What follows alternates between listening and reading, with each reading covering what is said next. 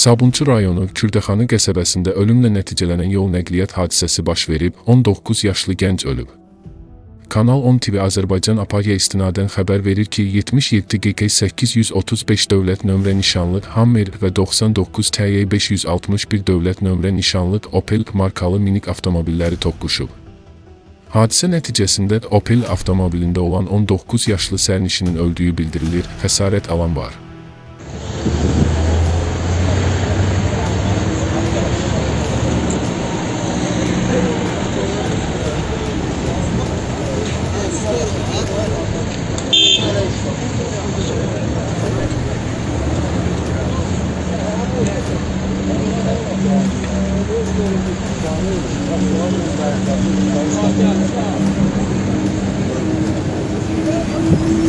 Faktla bağlı araşdırma aparılır.